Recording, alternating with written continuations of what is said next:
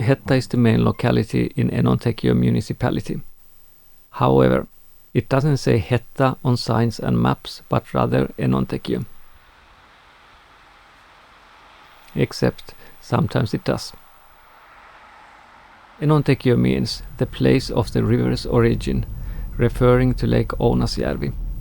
The town Enontekiö or Hetta, whichever you prefer, is located on the northern shore of the lake.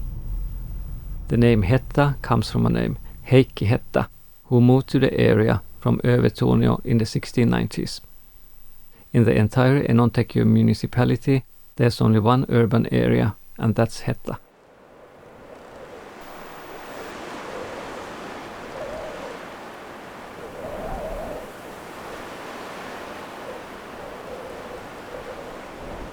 During World War II, the German forces burnt down everything they could see in Lapland, both in Finland and Norway. As a result, almost all the buildings up here today are younger than 80 years. The new church in Hetta was completed in 1952 with the help of funds from the American Lutheran Church.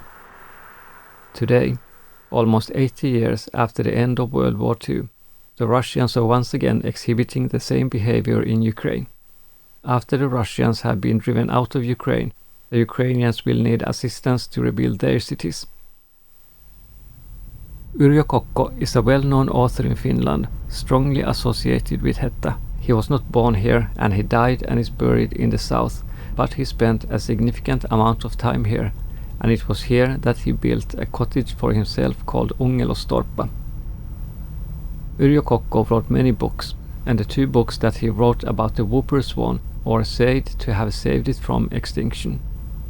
When he started writing the first book, it was estimated that there were only 15 pairs left in all of Finland, and the rescue of the whooper swan population is considered one of the great conservation achievements in Finland.